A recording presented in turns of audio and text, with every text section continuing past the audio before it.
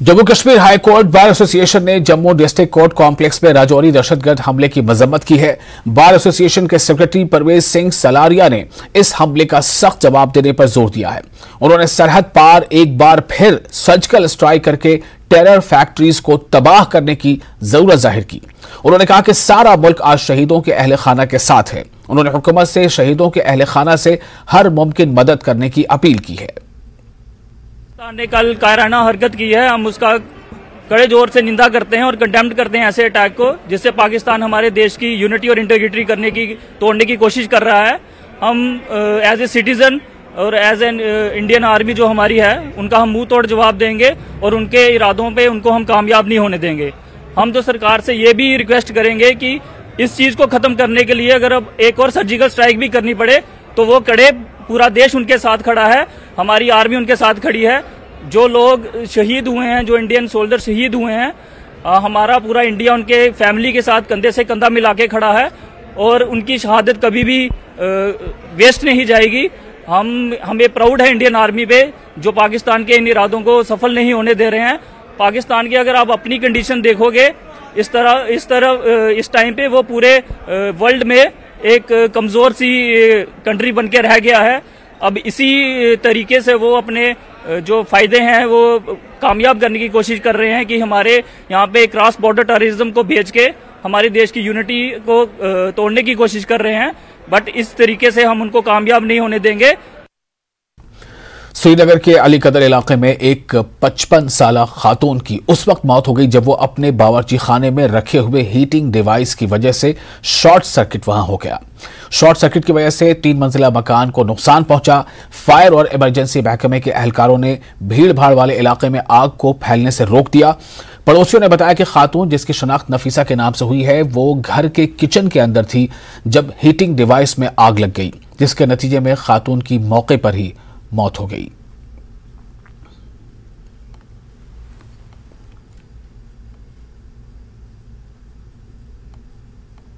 वैसे भी ये तो सोई हुई थी, इसको तो पता ही नहीं था कि यहाँ आग लगी। कि इसको पहले धुआं निकला, धुआं के बाद तो इसका तो वो ब्लोवर नहीं, चाइनीज ब्लोवर, उसी से आग लगी है। अच्छा, हमने सुना कि शॉर्ट सर्किट हो गया था। पहले करंट नहीं था ना, ऑटोमेटिक करंट आई ना, तो उसको शॉर्ट सर्किट हो गया। हमने सुना कि गैस सिलेंडर भी फटा था। नहीं, गैस सिलेंडर नहीं फटा था। पहले से ही गैस सिलेंडर तो आग तो उससे लगी नहीं, उसमें तो पहले धुआं उठेगा। तो उसमें तो अगर गैस सिलेंडर फटेगा तो उसमें पहले धुआं नहीं उठेगा ना, धुआं उठा पहले ब्लोवर से।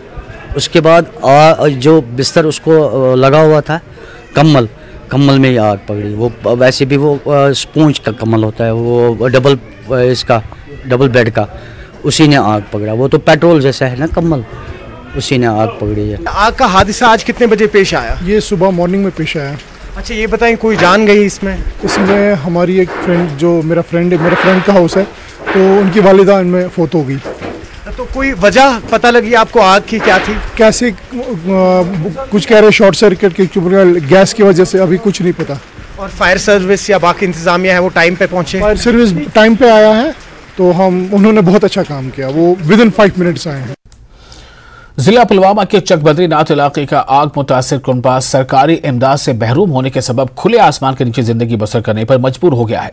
वाज़ेह है कि हाल ही में चक बद्रीनाथ इलाके में गुलाम हसन लोन नामी शख्स का रिहायशी मकान पूरी तरह खाकस्तर हो गया, जिसके बाद गुलाम हसन जिस्मानी तौर पर कमजोर अपने 3 बच्चों समेत खुले आसमान के नीचे जिंदगी बसर करने पर मजबूर हो गए। गुलाम हसन गरीब हैं। कांग्रेस के जिला सदर पुलवामा फैयाज अहमद डार ने इंतजामिया से आग मुतासिर गुलाम हसन को फौरी इमदाद फराहम करने की अपील की है। कोई इमदाद कोर्मुत DC साहबन, SP साहबन, यह गवर्नर साहबन तो आवामन तन पब्लिकन तस डिपार्टमेंट में पेश आमुत रपस 10 सास की मदद कोर्म कह। वह बह पन्ने आई कोशिश करान नमन बचन ये परवसी करान। अत मज गो अचानक यह हादसा, यथ मज बह तुम गुजारिश करान यथ अवामस सालमस गवर्नमेंटस अगर कस इंसाफ यह नमन मौसम बचन पे यहन पेश, मे गोस कह इमदाद गसन। इंतजामिया पब्लिकस गुजारिश करान अगर यम खुदा हाजिर नाजिर रटित यमिस मिस्किनस क्या मदद करान तो यमन अल्लाह ताला नश अत मजूर तो लिहाजा यह गि बी पन्न जंगन पे अमिस अयाल बच्चे 2-3 तम नासनस बराबर। वसती कश्मीर के जिला बडगाम के खान साहब इलाके में आसमानी बिजली गिरने से एक खातून समेत 2 अफराद हलाक हो गए। बताया जा रहा है कि एक खातून और एक मर्द बुलंद इलाके में भेड़ों को पाल रहे थे। आज दोपहर इन पर आसमानी बिजली गिरी। इन्होंने कहा कि यह वाकया सुचल पथरी मुच पथरी में पेश आया है। Khan Sahab station house officer Mubashar Ahmed ने वाकये की तस्दीक की है। महलूकीन की शनाख्त मोहम्मद सुल्तान चौपान और ताज बेगम के तौर पर हुई है। बिजबाग पांपोर में आसमानी बिजली गिर जाने की वजह से हिलाल अहमद और इसकी बीवी रोजी जान मौके पर ही हलाक हो गए। बताया जाता है कि ये दोनों अपने खेत में घास काट रहे थे। इसी दौरान मौसम खराब होने की वजह से ये दोनों एक दरख्त के साए में बैठ गए। आसमानी बिजली गिरने से मियां बीवी हलाक हो गए। इन्हें अस्पताल पहुंचाया गया, लेकिन डॉक्टरों ने इन्हें मुर्दा करार दिया। वाज़ेह है कि आज सुबह से मौसम खराब रहा है और मुख्तलिफ जगहों पर तेज बारिशों के साथ साथ आसमानी बिजली भी गिरी। Additional deputy commissioner Awantipur Zafar Hussain Shal और तहसीलदार पापोर ने मकतूलीन के घर जाकर ताज़ियत का इजहार किया।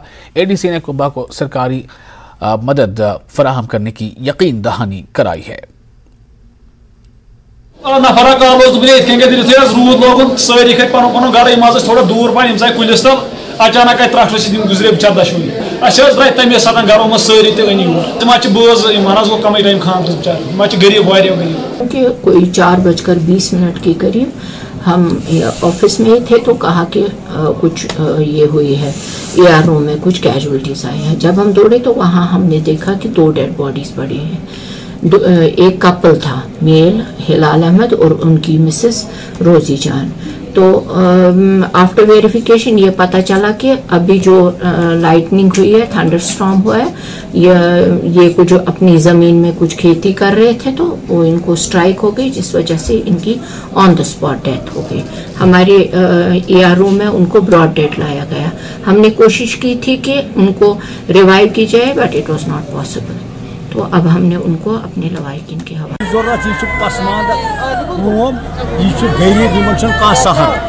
अगर गवर्नमेंटस खोज इमदाद कर रोजान सेफ साइड खनस चनस लायक रोजान मोल तमिस मर्याद मोज तूत जान वोल बिल्कुल कुन किस्म का बस सान अपील बाकी very poor family and whatever government की तरफ से जो भी मदद उनको करने की ज़रूरत होगी इंशाल्लाह ताला रहमान हम कोशिश करेंगे, हम उनकी मदद करेंगे। SDRF की नॉर्म्स के तहत जो भी उनको एलिजिबल होगा वो हमको उनको दे देंगे। We will settle that case as soon as possible इंशाल्लाह।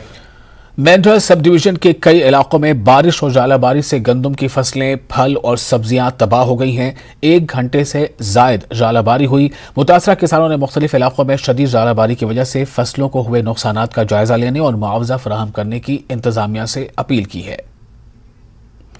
जालाबारी ने शोपियां के कई इलाकों को मुतासर किया। वाज़ेह है कि शोपियां में बागबानी मुतासर हो गई है और कैप्रेन, टुकरू और रामनगरे इलाके जालाबारी से मुतासर हुए हैं और मुतासरा इलाकों के किसान जालाबारी से परेशान हैं। उनका ख्याल है कि बारिश और जालाबारी से शोपियां के बागबानी के शोबे पर बहुत बुरा असर पड़ेगा।